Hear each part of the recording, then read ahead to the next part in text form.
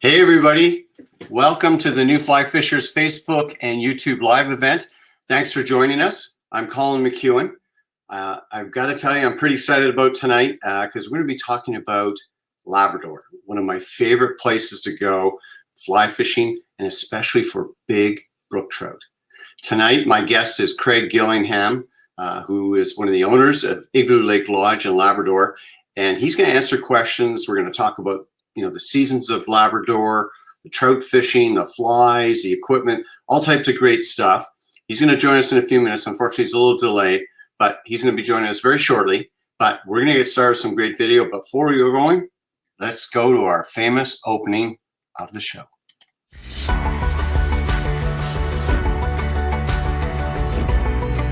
Ooh, that's a nice size fish. I will catch these all day. That is what you're in for on this episode.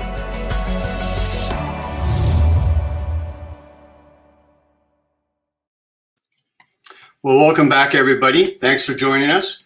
And I got to tell you, I'm pretty excited because I love talking about Labrador. It's one of my favorite places to go in North America for trout and salmon and even pike. It's got such diversity. It's one of the last wild places you can go where there's not a lot of people. In fact, when I'm talking to people, I go to trade shows or I'm going to a club and I'm speaking, and I always get asked about Labrador, and they ask me to say, why is it so special? And I tell them about the fact that we're talking about a place that's just slightly smaller than Alaska and has 30,000 people. Less than 30,000 people. There's more caribou, there's more black bears, more moose than people. There's not too many places in this world left it's such an underpopulated place, and the wilderness is still pristine. So, I think the best thing to do here while we're waiting for our friend Craig to join us, he's just having to move to another location. He was having some Wi-Fi issues, so he's running back to the house and he's going to get onto a better system. While we're waiting for him, let me play you a video that kind of personifies my experience last summer when I went to Igloo Lake Lodge, and it's why I love going brook trout fishing. And this is what you're gonna see happens in a small stream that's right behind the lodge, a place a lot of people would call nursery. Watch what happens.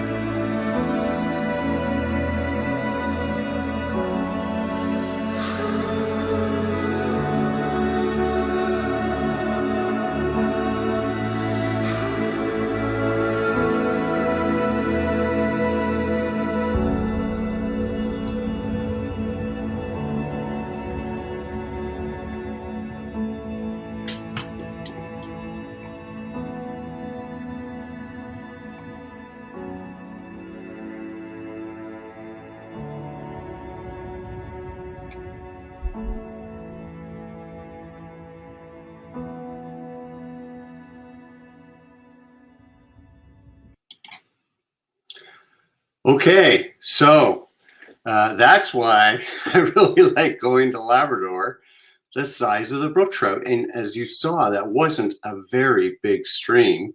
It was actually a pond up above feeding into the stream that meandered through just behind where the lodge is, going back series. It actually ran into a bigger river, but incredible fishing.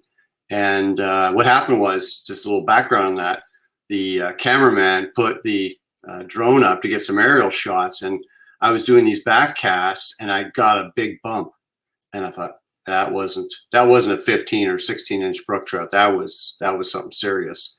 And you saw what I landed. It was a sweet fish. And later that week, I actually caught a 7-pound brook trout in there. The fish are so big and they're everywhere. And we got lots of video to show you. And I'm very excited to talk to you about Labrador and answer your questions. So, but first, our man has got home. Hey, Craig. Hey, Colin. How are you? Good, good. Thanks for joining us. And thanks for making the shuttle back to the house to get onto some better Wi-Fi. Yeah, thanks for having me.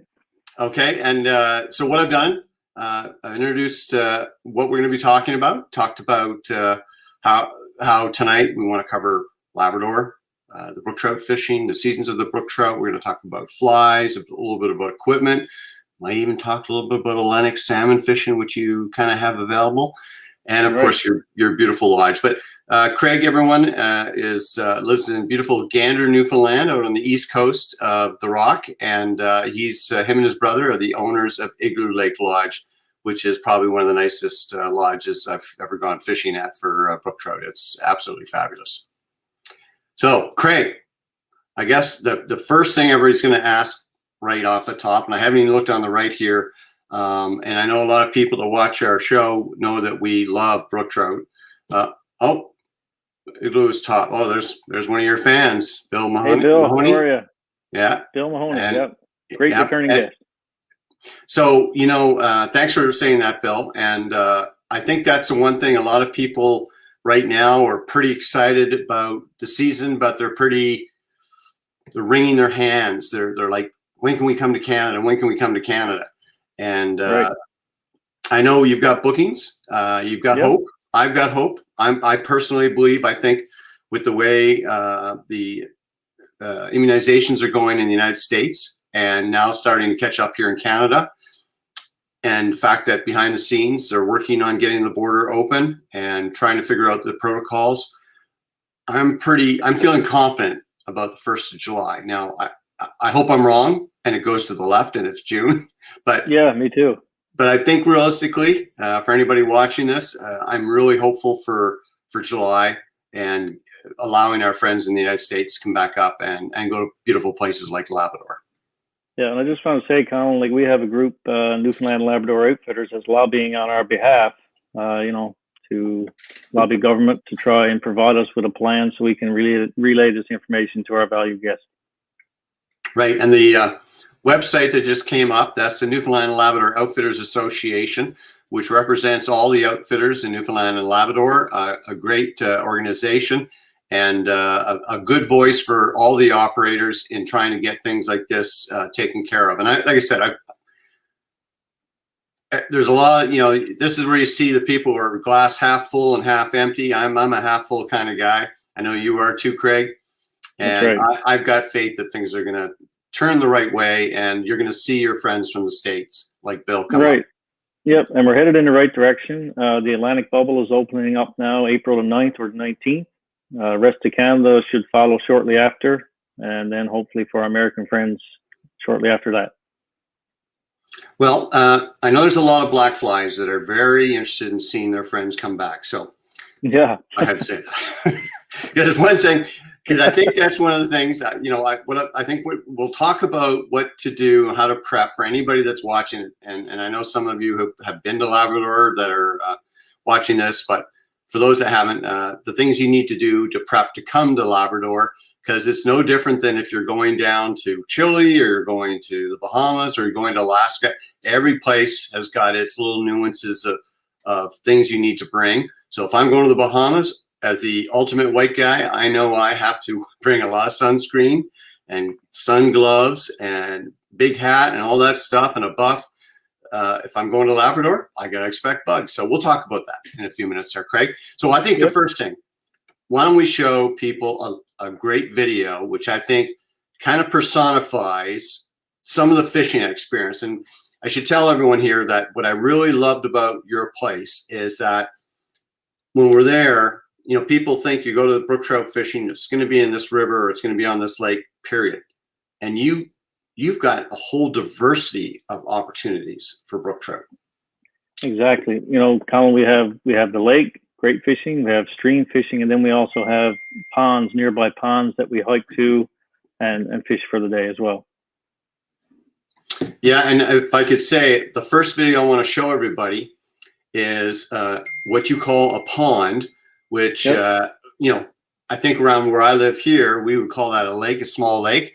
But what people need to know, these small lakes are really cool because they're relatively shallow in a lot of areas. And they, because of the sand bottom, they'll have rocky areas, of course, but the sand bottom, there's so many hatches happening there. Green drakes, brown drakes, hexagenia, all these great things.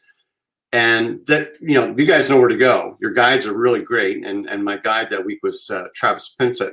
So, you know, you took me out salmon fishing, but when we were out there and the hatches start popping and all you can see are brook trout everywhere. But listen, I'll let you talk about the pond fishing, as you call it, in just a second. Why don't I put up the video right now that kind of explains what we were doing there, because that was surreal.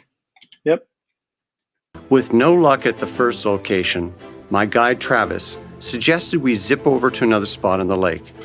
Upon arrival, we quickly and happily discovered a large mayfly hatch was underway.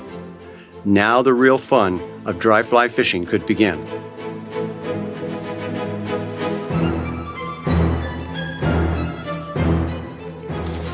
Got him. Got him. Fish on.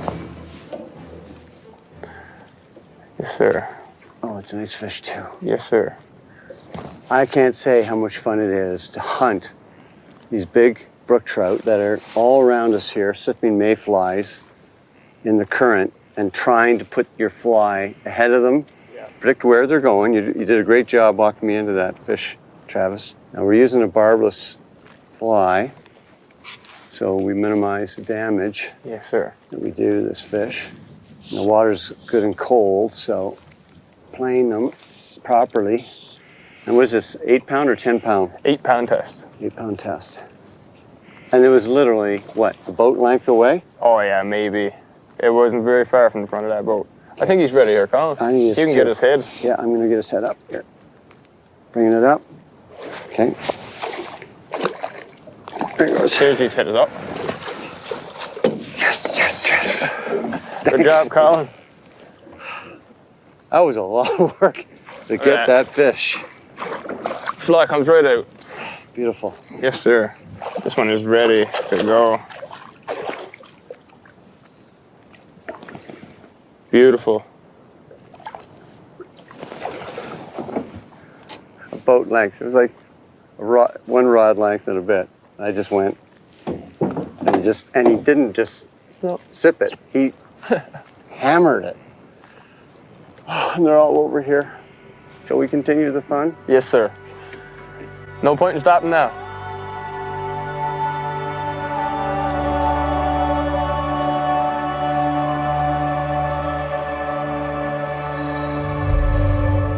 Well, that was an epic eat. I gotta tell you, we're having some incredible eats. Look at this 5-weight. Look at that tank on dry flies. Now, what size is the dry fly I've got on this? Number 8, 10? 10, yeah. Yeah. Oh, It's a nice fish, Colin. it is. Okay. I don't think we've caught any real small ones yet. No. They've all been tanks, and we keep seeing this shark Oh, yeah. that's just out of my range. Oh, sweet. Yes, sir. This is so incredible. Beautiful brook trout. What's that, 3.5, 4? 4, I'd say. On a dry fly, hunting them, and all around us there's brook trout. There's dozens and dozens of these, and this is just one spot. This is just one spot. We've got a whole bunch of them in this pond, Burton's Pond, and the main lake is where the bigger ones are. Yes, sir. Oh, I'm gonna have such a good week. This is a fantasy.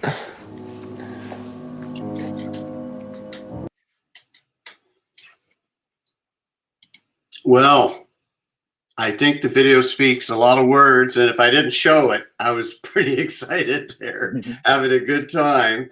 And I just before, well, first, why don't you tell people about this pond? And you have some other ones that you're just opening up and exploring now, Craig. So why don't you talk about these ponds?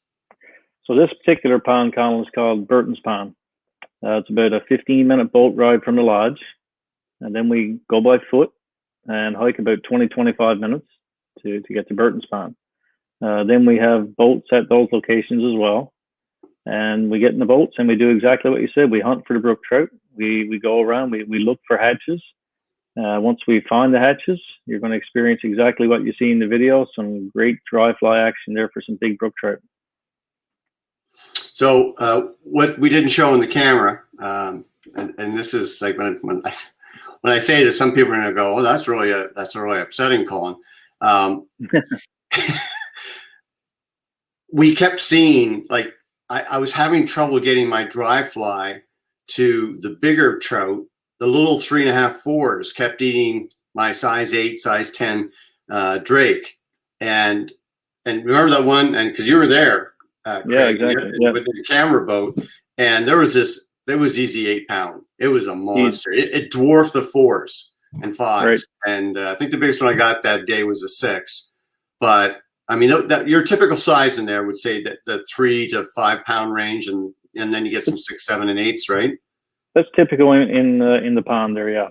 Right, and then on your main lake, that's where the monsters are, right? In the main lake, you can, normal sized trout in the main lake is 5 to 7 pounds. Not uncommon to get them 8, 9, and maybe even over 10.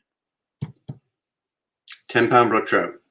Yeah. So to put this into the reality for most people that I know, whether they're down in Georgia or they're here where I live here up in the Ottawa area, I go brook trout fishing around here, up in the Calbogie Hills, and then go in some of the small streams. And the biggest brook trout I've ever caught is 15, 16 inches over on the Quebec side. And it was a beautiful brook trout, and it was great on a little 3-4 weight rod. But in your area and with the fishing you have there, we're not talking about catching fish measured in inches, but in pounds, which is what your customers are so excited about. So why don't we talk about the flies before we go to the next thing? Because I think, for the dry flies, as people heard there, I mean, there is times you're going to be using size 12, 14, 16 dry flies. But that hatch, it's not that the flies they were probably able to size 12, the mayflies we're seeing. They're green drakes that were coming off. We had greens and browns. Yep. And I think there was even a few hexes, but it wasn't a serious hex hatch going. They were left over from the night before. But they were 12s, but the guys tie flies that are size 8, 10, and they work really, really well. Size 8, 10 is common, yeah. So green, browns, olive colors. Mm-hmm. And you have a lot of this information on your website, but I'm just going to show some of the flies that I use. Here's a group of the flies. So, your typical elk hair caddis, extended bodies for the drakes, as well as you can see the one there that's a hex. And then sometimes just having imitations of what could be caught works. Here's an elk hair caddis. That worked. I know when I was on the small stream, that worked really well. I caught some good sized fish with that. I love skating Goddard caddis, which catches a lot of fish there. But boy, those big drakes were the magic number. And I know for everybody that comes to the Labrador, that's what really gets them juiced, right? Is catching them on dry flies. Now, of course, we'll talk about mice in a minute, but the dry fly fishing is fantastic. I just like to point out too, for all of our guests and potential guests, that we do have about 4,000 flies at the lodge. So don't worry if you're coming and you got a limited selection of flies, because we have tons of flies at the lodge available, and our head guide Edmund Dominy ties flies as well. And certain weeks, maybe certain flies are working, and he's available to tie those if needed. And of course, if people have got enough room or weight, they don't bring too much stuff, they can bring their fly tying vise and bang off some flies. But like I said, the easy answer here, you've got the flies, right? We do. Yeah. Yeah. We got you covered. Well, and we all know every summer is different. Every season's different. And the hatches can be early, they can be late, and they can be spread out. And I've been there. I've been in rivers in Labrador. It's not that much different from, say, the Western USA, where the trout are rising and there's both caddis flies and two types of mayflies coming, and they're just eating the caddis. Yep. For whatever reason. And they're letting the mayflies go by. They're just eating the caddis. So key is you've got the flies, the guides have got the flies to help set you up. And of course, in your website, you've got a lot of information there about what flies to bring. So that's great. So what I want to do now is just have a look, see if there's any questions here. So yes, Ted's asking me from Hawk Lake Lodge. Good question, Ted. Yes, I can catch and land a brook that will weigh 10 pounds on a 6-weight rod. I don't know if Ted can. Sorry, Ted, I had to say that. But I think when I was there, I used a 5-weight and a 6-weight the whole time. And I remember I brought a 7-weight in case I was told to bring a 7 in case we had high winds on the main lake and we were throwing streamers, right? Right. Most guests we tell to bring a 5 or 6-weight rod is more than sufficient for all the brook trout fishing. Right. Yep. So why don't we change gears? We'll come back to the brook trout in a second. I want to talk about, you also offer something pretty special, and that's the flyouts. So they have a plane there, ladies and gentlemen, that you can, at certain times of the season, you can have either a trip for Atlantic salmon or for Arctic char for a day. Why don't you explain that, Craig, and then I'll show them a video. Yep. So we have two excursions, like you said, one for the Atlantic salmon, that usually runs from mid-July to the beginning of August, about 3 to 4 weeks.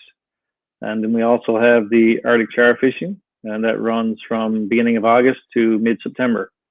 The Atlantic salmon fishing, it's about a 20-minute flight from the lodge to a place called Brook on the Upper Eagle River.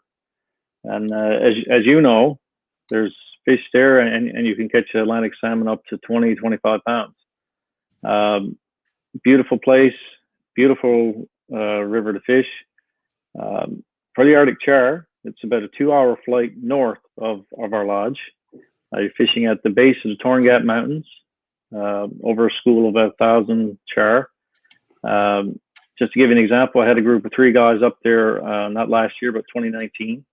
3 guys released about 140 char in a day. That's insane. So I want to show people, because we went up to Owlsbrook twice. Yep. I think right at the start of my trip, we went out, and then on the last day of my trip, on our way back out to Goose Bay, we got kind of storm stayed for a little bit there the one morning. And this is all in the video, by the way. Everybody that's watching, the full-length video will be going up on Saturday.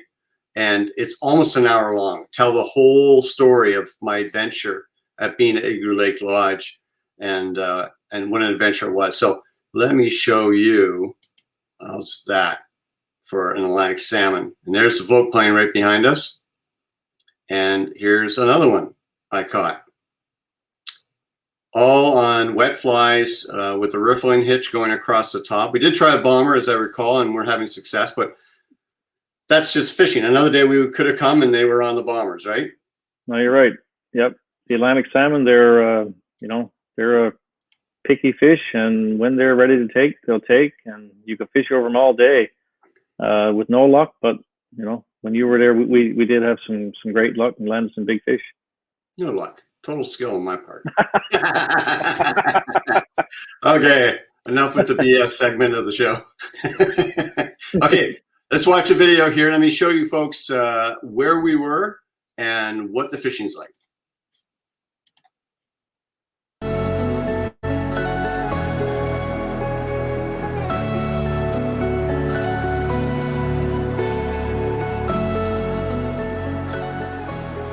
right in his kitchen. It's right there, waiting for him. But it's the one that's farther back there is the one that moved. I moved him twice. Yeah. All right, Awesome. finally. Good job, Colin. Good stuff. It was Riff went through some kind of choppy water. Yep. Get him on the reel here. Oh, Fish is coming right at me. This is why you got a large arbor reel. Okay, right in front of the boat. So what we're doing is Craig's gonna take me into the back bay here. keep your rod up a little if Yeah. you can. We're gonna get him into the net. Okay, Colin, I'm just going to step out here.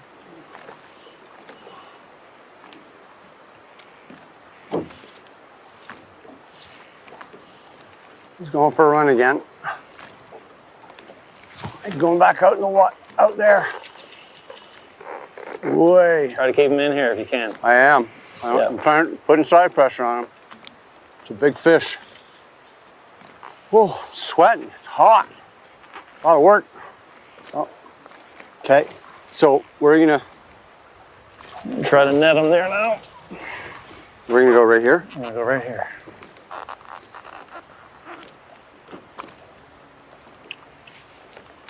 If you can step forward a bit. I want to get him away from the rocks. Oh, yeah. Come on out of there. Okay, there we go. Come on in, come on in, come on in, baby. Come on in, baby.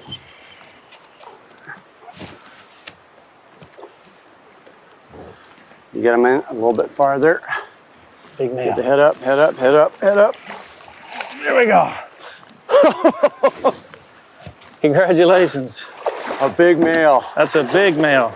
Let's get the net here. Oh, this is 20-pound plus fish. Easy. Put it down.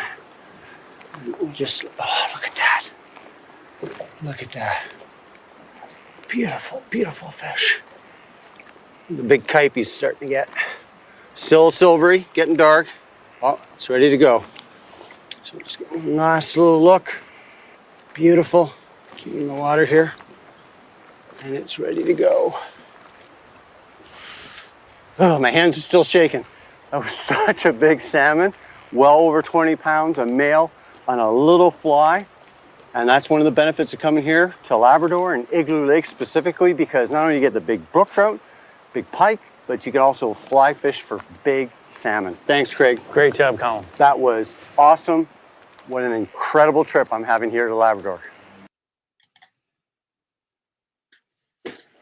Lucky. Yeah. And I just want to say thank you very much. You know, when I was watching this video later when we were editing the show, and I forgot how delicate you stepped out of that boat.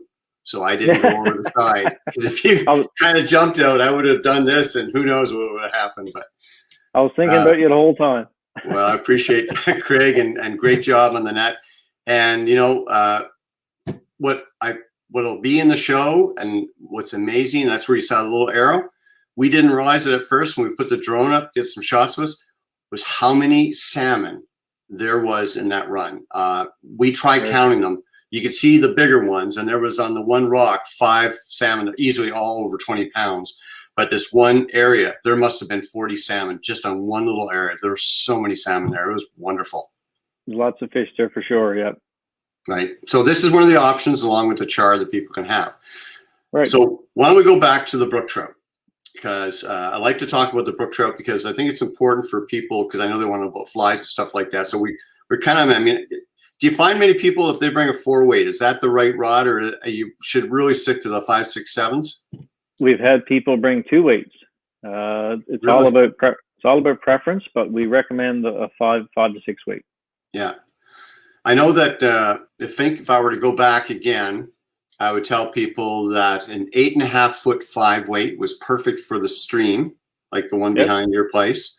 Was perfect for out on Burton's Pond. And on the main lake, I think if I could have had a 9.5-foot 6-weight, just that little bit of extra length for punching the fly, or I could have used the 7 when we had a bit of the winds, but And your lake, the main lake, Igloo Lake, I mean, there's a lot of spots to fish. You have, of course, the famous honey hole, but you Right. have other areas.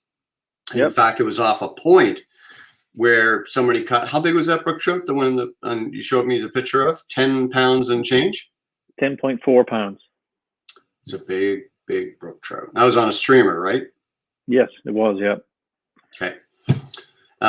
So probably the best thing, why don't we talk about the video, or I'm going to show a video here. Why don't we talk a little bit about the brook trout fishing on the main lake? And what I want to do is show a video first, and then we'll talk about Yep. it. And we talk about how outstanding Travis is. Actually, I think I'm doing this wrong. Let me go. No, that's right. So what I'm going to do, I'm going to put up the, actually, I'm going to change this around. I'm going to do the small stream. I'm looking at the video. Everyone, you're going to I'm looking at the clips here. So let's go to the small stream, only because I realized when I did on the main lake, I had so many clips. And everyone, the show that we put together for YouTube, I think is what, 51 minutes? I showed it to you. It's like 51, 52 minutes. It's almost an hour. Right. But it doesn't show all the fishing per se, but goes into the details of all the things and the different types of times, like when I went on the main lake with Travis and stuff like that. But I want to show the small stream because, you know, if you were to bring a 4-weight or a 5, you know, I think it's perfect for in there. You could go lighter, but then you might hook into some giants, which I want to show this next clip, because that small stream, I saw a brook trout, I think was close to 7 or 8. But, well, just to clue up our season last year, yeah, I think it was the second or very last day, we had a guest catch a brook trout in the stream, over 9 pounds. Okay, so I didn't imagine that. And just so you know, everyone, they're in there, they're not eating bugs. They're eating they're eating their kids. Yeah, that's right. All right, so let's watch this video and then we'll talk about it.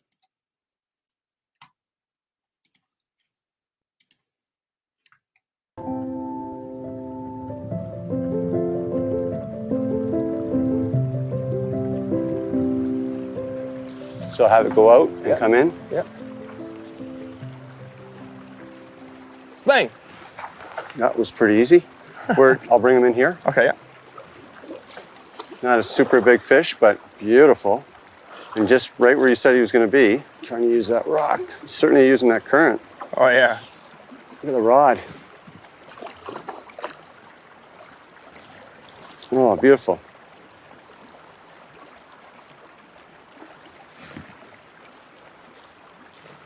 Beautiful. Down. Sweet. Yeah. Okay, well, that was bang on, Travis. That was just a small one. Right behind the rock, yeah. So all the way through here? Yeah. We're looking because it's a little undercut. Oh, That's a nicer fish. it's a bigger one. Yes, sir. That's a nice fish. It is. It's beautiful. Look at the colors. Okay, I'm gonna get his head up. Yep. I get him in right away. Turn. That's not the fish that took a swing at my fly either. Oh, wow. Wow. Look how thick that fish is. What an attack. Now these fish, very, very hard to hold. That's why a lot of people used to use gloves, but whoa, look at that. He's got a mark on him. He obviously had a run in with an osprey or something. Trying Right not there, to. yep.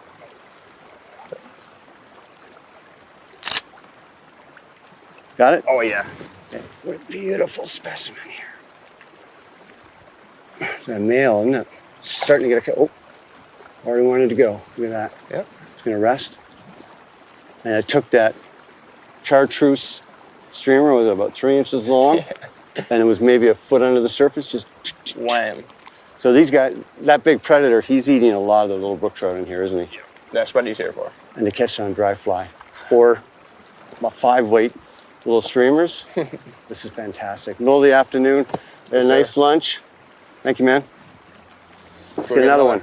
Okay.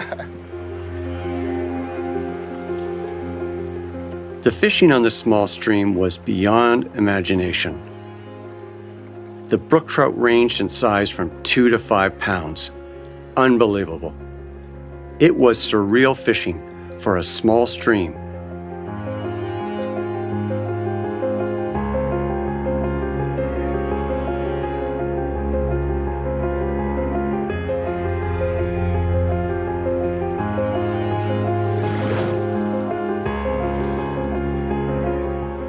By the end of this day, I was exhausted. Exhausted from both the exercise and, more probably, the exhilaration of catching so many large brook trout.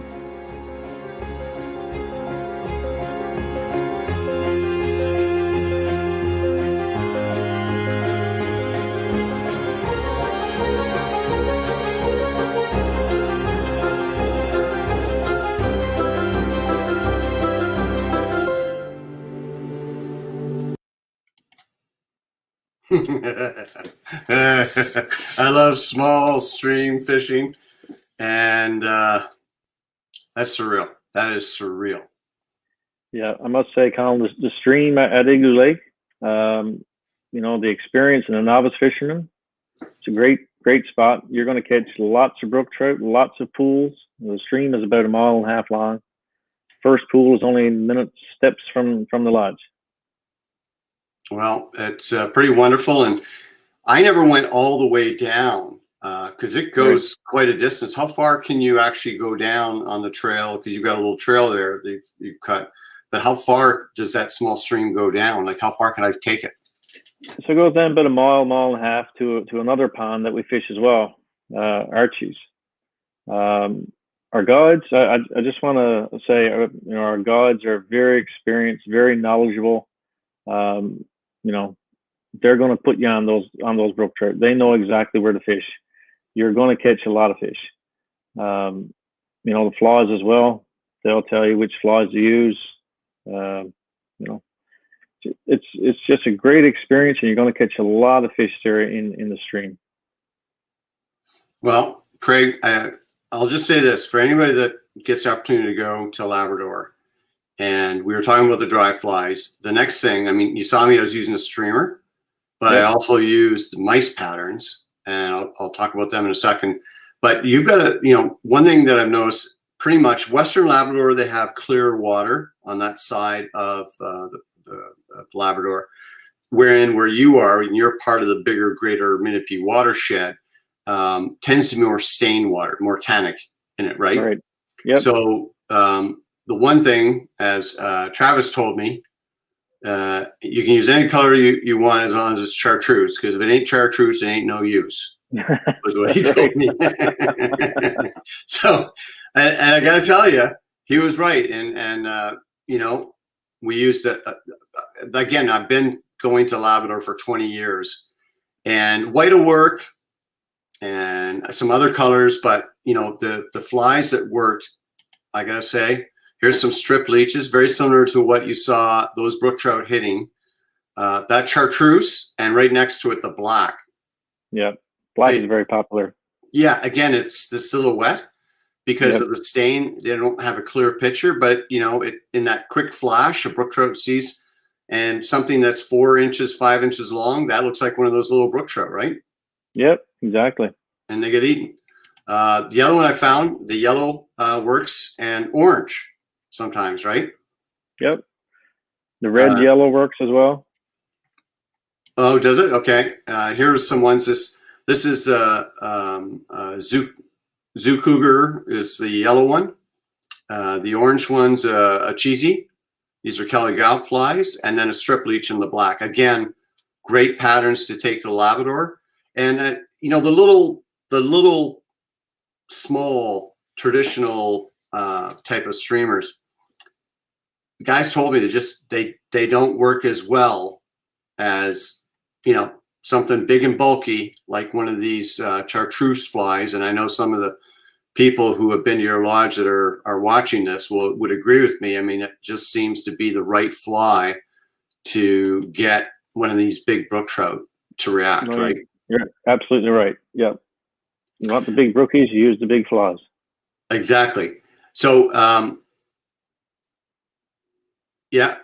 Oh wow, yeah, regurgitate when I go on the pass it. And what he's talking about, I know that's there's no walleye in Labrador, but in Northern Ontario they have walleye, and the big brook trout will eat. Like you catch a 20-inch brook trout, it'll have an 8 or 10-inch small brook trout in it, or it could be sucker or whatever. You saw the one fish hitting one of the what you call it, mice patterns. And this is probably my number one mouse pattern, which isn't really a mouse pattern. It's a gurgler. I learned the guys in Western Labrador like to use this. I know Travis is really impressed with how this fly worked. And as you can see by the teeth marks on that left one, it works really well with the brook trout. And it's actually a bass fly. Jack Gartside invented it, and it works really well. And I find it works well when the water's a little bit, I guess, moving.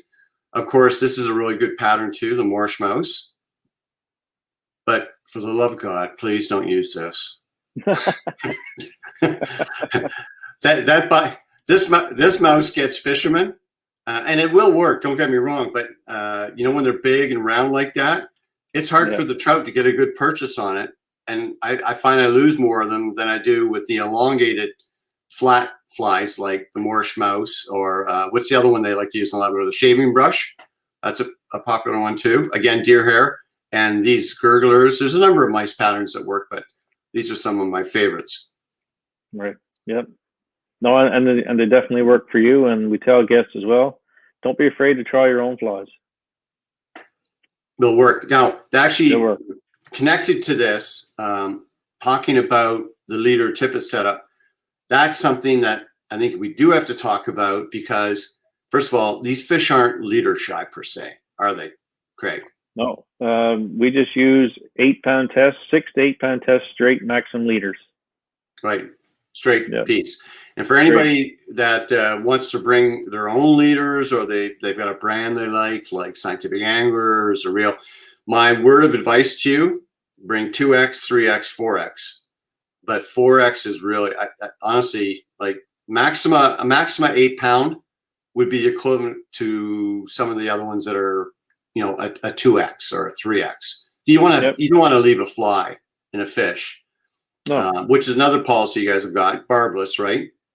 Barbless and 100% catch and release. Yep. Yeah, you don't kill fish, which is really fantastic, which is another reason why the fishery is so good, because there's really a very low impact because of the things you're doing there, right? Right. Yep. Bill's asking about what size the mouse patterns are. I can tell you that the gurglers are size 6s, and I like to tie them on a salmon hook that's got the eye up, the traditional bent salmon hooks for wet flies. It just seems to be that with that foam, it rides up and goes well in the current. Moorish mouse, same things. I don't know what you think, but size, a big one would be 4. Maybe on the main lake, I'd throw a size 2 or 4, because around those boulders, when they're cruising around hunting food at dark, I bet you could get. Now, we also have to tell people, when you're on the main lake, there's a pretty good chance when you're throwing a mouse or streamer, you're going to say goodbye to some flies to Mr. Stinky, aren't you? Oh yeah, you're going to see some big pike on the lake as well. Yeah, Kevin just said it. Steel leaders. So if you've got some bite wire, you get into a place, and that's the funny part about it, is that if the pike are there, that doesn't mean the brook trout aren't there, because the brook trout that are on the lake in the same areas, they're big brook trout. They're 4 pounds at least or more to be able to live in the same area that 15, 20-pound pike are, right? Right. Yep. So the bite wire is a good idea. And again, going back to what we talked about, the water staying there, so you can put that on and get away with it. And I don't think it really impacts your fishing. Not at all. Nope. Okay. So why don't we go to another video? We've talked about the flies. Is there anything you want to mention here, Craig, that we haven't touched on right now? Regarding the equipment, no, I think we've covered it. 5 to 6 weight rods, floating line. Some guests like sink tip for the lake, but we just recommend floating lines, and you can use weighted flies. Yeah, and I noticed that's what Travis, when he gave me Yeah. streamers, and not in the back on the small stream, but on the main lake. You just gave me cone heads and things like that to get the fly down, right? Yep. Because he said to me, you can use a sink tip, but you're going to lose flies. Yeah. Snagging them on tree branches and other debris in the bottom as well as rocks, right? Exactly. Now for the Atlantic salmon, in case people are wondering, I was using a 9-weight, and I think and you told me sometimes the winds can be pretty high there on the Eagle River, come whistling down that valley. So a 9-weight floating line is 9 or 10 weight, would you say? Yep, and it has to be floating line for the Atlantic salmon. Right. And then again, a choice of different bombers. The guides have got this, and you've got them at the place. But bombers, wet flies, blue charms, silver doctors, things like that. Is there any preference you have on those? The black bear, green butt, which work for you. Mm-hmm. Bumblebee pattern dry fly is always a good choice as well. Green machines. Yep. Glitter. I found the glitter bug sometimes works well too, depending upon the water clarity. But I really like that bee bomber and the bee bug, especially the bee bug. I can't believe a 12-pound Atlantic salmon would come up and eat a fly that's like that big, a little bug. But they do. Right. Must trigger something in their head. They see that bee and they remember being small as a par or something and eating the little bees that fall in the water. I don't know, but it's incredible and it's so much fun. So why don't we, I'm going to put another video up, and it's going to talk a little bit about what's so wondrous about coming to Labrador. It's basically the intro. It's part of the intro to the show, but it kind of talks about why you have so many guests that come, or so many inquiries, as do other operators in Labrador, but why Labrador is so special. Like some people, they feel this way about going to Alaska. But for people who love brook trout, I mean, this is the mecca of brook trout, not just for size, but also numbers, the type of fishing you can do, and things like that. Let's watch this video, and then we'll talk some more about it, Craig. Sure.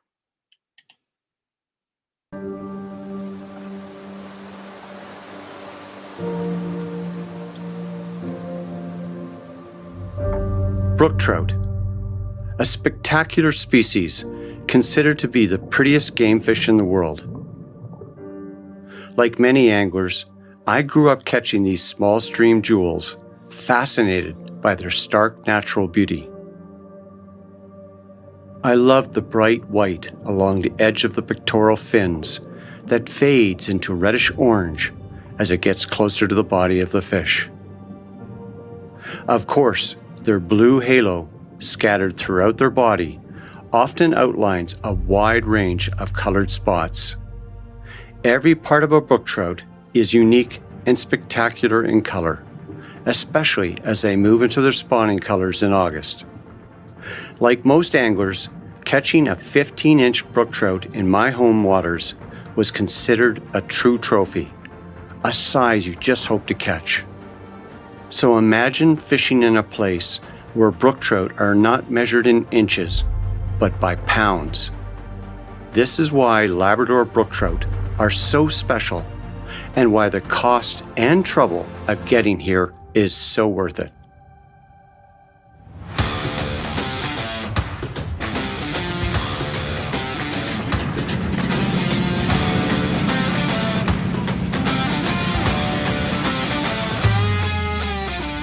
For years, I've been hearing about the incredible brook trout fishing at Igloo Lake Lodge, and it's always been on my bucket list. So when the opportunity came to travel to this legendary fishery, I jumped at it without hesitation. Who doesn't want to catch brook trout of 3 to 6 pounds and even larger on dry flies, mice patterns, and streamers? I was so pumped for this trip.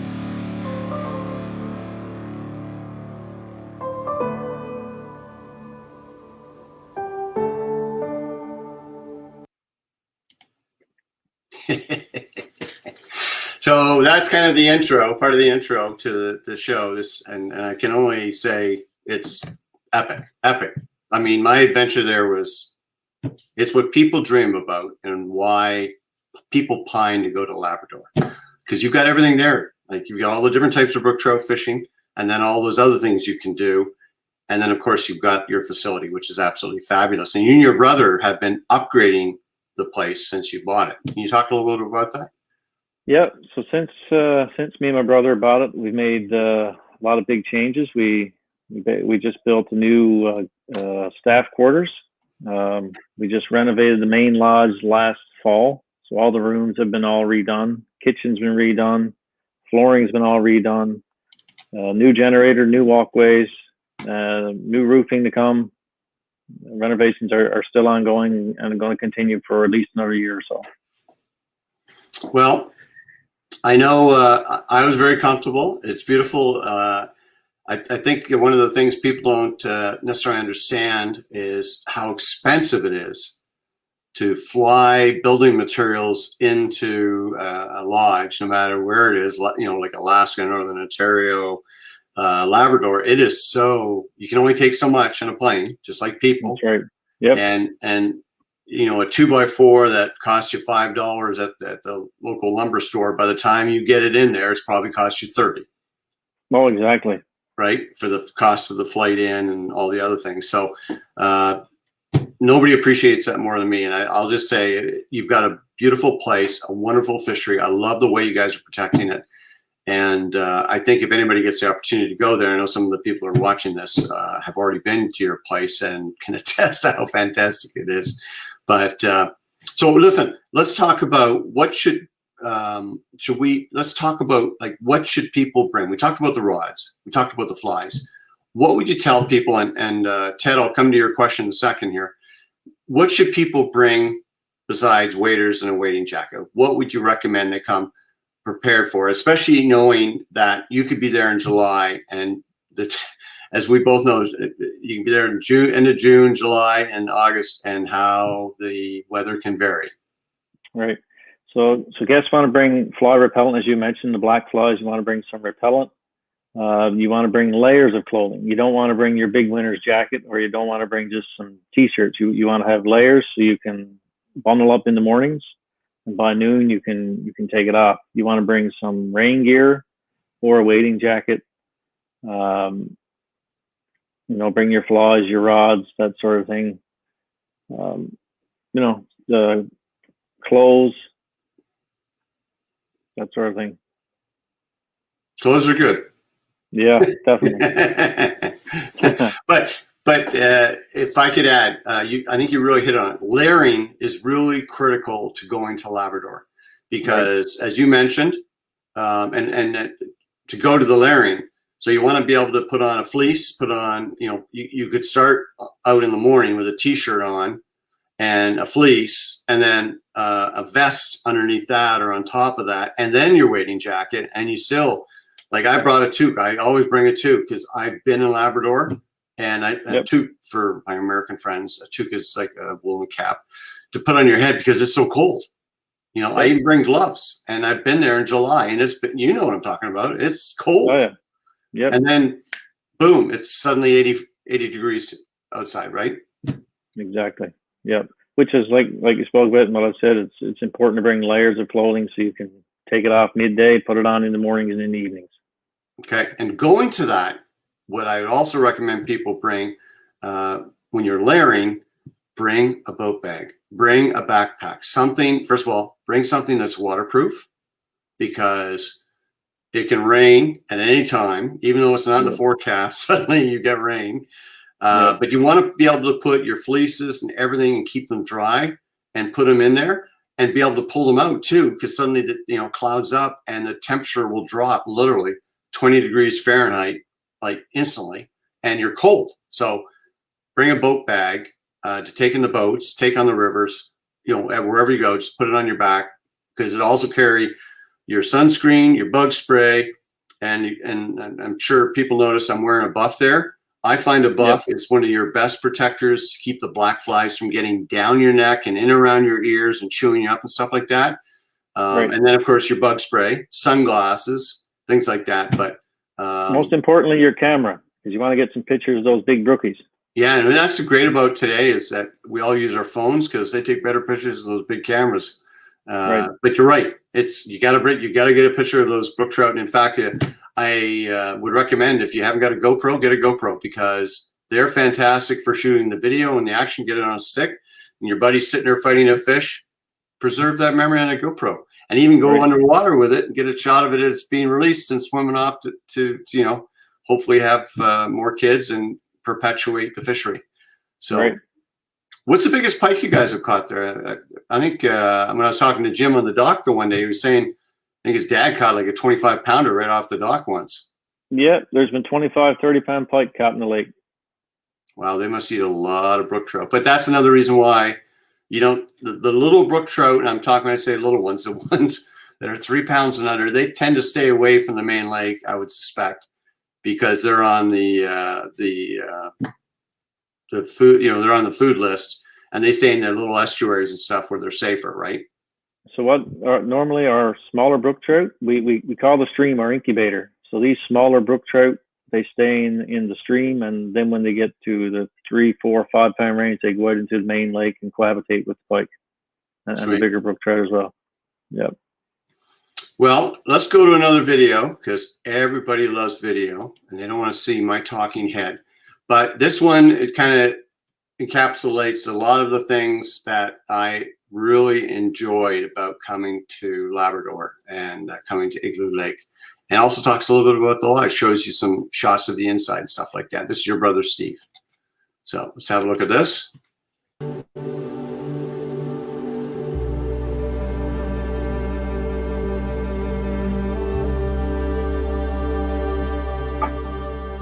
We have the best fishing in Labrador.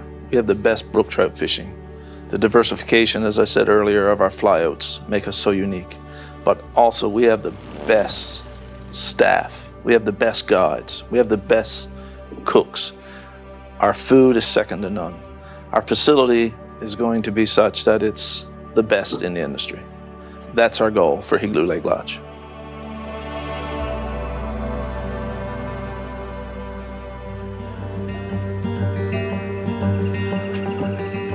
I think we might get a big trout here this morning. Hopefully. Wishful thinking, I guess. The water's a little bit more clear here today too. So I think the fish are gonna see it a lot more easy, I think that's really key. Sit. Got him. Get away from the rock. Oh, he's right by that boulder. Okay, he's in. Get him on the reel here. Seems like a decent fish. Got a little bit of the side. Smaller fish. All right. A little slow this morning. Had one on so far. And now this one. And that's a decent fish. That's a decent fish. Look at that tank. Oh yeah. Oh yeah, that's what we're looking for. Getting the head up.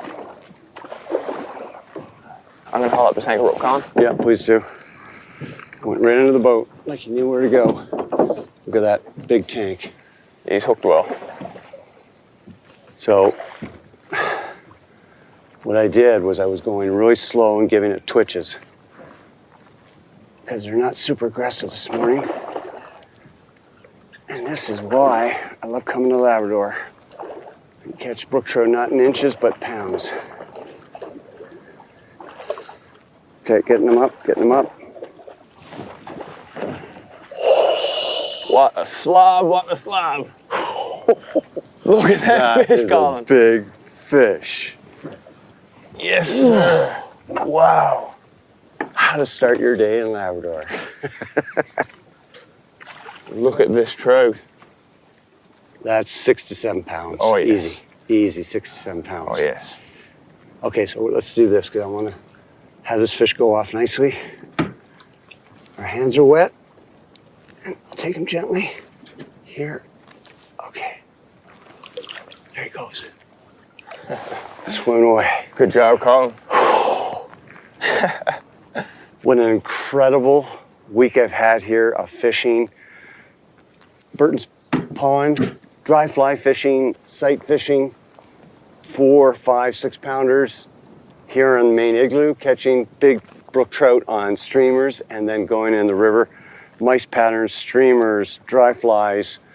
There's so many varieties, a way to catch big brook trout like that. And this is why you come to Labrador. Yes, sir. Wow. So I have to tell everyone, because Travis certainly knows this, I had a major fail. I lost a really, really big brook trout, and he broke me off, and I can't believe it. I had 2X on, or 3X, and I didn't have much pressure, but I must have put the fly against the rocks or something. I had him on, and he popped, but we saw him up the surface, and he was much bigger than that one, and that one was 6'7". And then, of course, you sent me an email right after I left. And how big was the brook trout you caught right by that same rock? It was 8 pounds. Yeah, of course. That was probably my brook trout. So what would be really cool, when the conditions are right, they tell me they can get them on dry flies in and around the rocks that are along certain areas, and they like to go where the creeks are moving in or on points. Right. You throw streamers. A pattern I found that worked really well that Travis liked me using was a hexagenia fly pattern. And it was a big size 6, size 8 nymph, bright yellow with a wing, and stripping that real slow pulses. And the brook trout would just hammer that thing as well. And I did really, really well with that pattern. Again, this is when they're a little bit off, but if the conditions are right, man, going out and you saw those sunsets, go out there and cast around those boulders and around there with a mouse pattern. Ooh. You're going to have some fun. That would be a lot of fun. Yeah. But so, Craig, I really enjoyed having you in the program tonight, talking about Labrador, talking about the fishing. You've got a great place. And for anybody that's looking for an adventure, the one thing I'll tell you, because I know you guys book up early. I know the pandemic's kind of made things funky, Right. but you've got some spots right now because of things. But a normal year, if anybody wants to go to Labrador, you should be looking 2 years in advance to get a booking. And then if they're like some of your customers, once they come, they keep coming back, don't they? No, exactly. We have repeat customers now, have a big group of repeat customers that want to come back year after year. Yeah, and you even got a group that comes just for the Atlantic salmon, right? They come for the brook trout, but they also want to do the Atlantic salmon for 3-4 days, right? 10 days. They come fishing for the Atlantic salmon for 10 days. Wow. Yeah. Well, you've got a lot of opportunities, a lot of different, diversity in your fishery. So people can have basically whatever they want. And, if they want to do a little bit of the brook trout, a little bit of they can do something every day, right? And make it special. Oh, exactly. And that's the thing about Igloo Lake. We not only do we do brook trout fishing, you can fish for pike, you can fish for Atlantic salmon, you can fish for Arctic char. You're going to be treated like royalty the minute you get off the plane. Our meals are awesome. Accommodations are great. And our guides are very experienced and talented. Now, a good question was how many rides, how many people do you get to the lodge? Somebody asked that. So 10 people is what we accommodate. We could take more, but we don't want to dilute the experience. 10 people we found is a good number, and that's what we like to keep it at 10. And just so people know the way the regulations work and what's best for the taking anglers out, it's one guide for every 2 people, right? Yeah. Now, if someone wants a private guide, that's an option as well.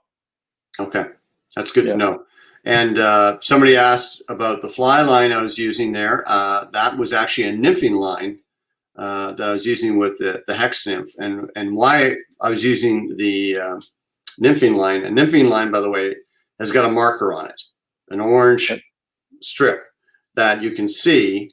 And I like it because when I'm throwing floating line and throwing streamers, you'll see that marker move.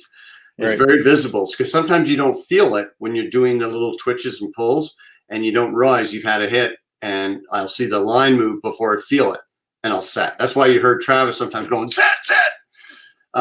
When was I there? That was what, 3rd week of July? Yeah, you were there at the end of July, beginning of August. Yeah, because the salmon were running. When did they run? About 3rd week, you said? They can run as early as middle of July and to mid-August. Yep. Okay. Yep.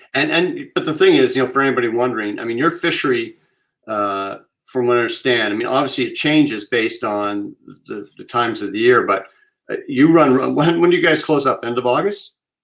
So government regulations, we have to close the 15th of September. 15th September. Okay. Yep.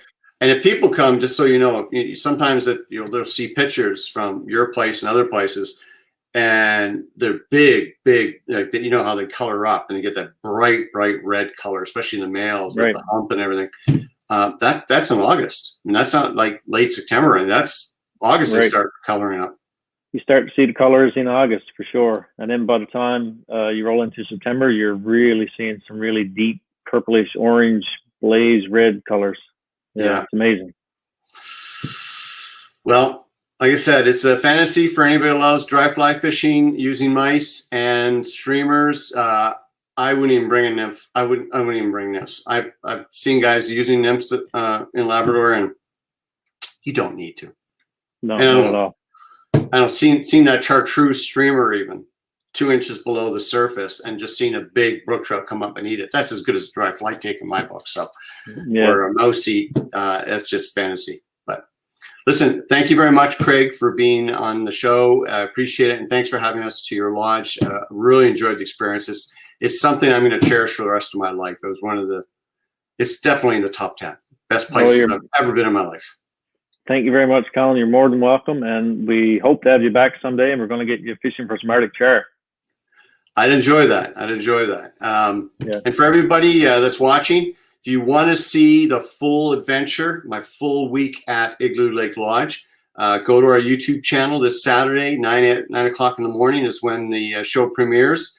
Love to hear your comments. And our ace cameraman, Brett Colpitz, did a fantastic job. I'm very proud of him. He hit it out of the park, didn't he?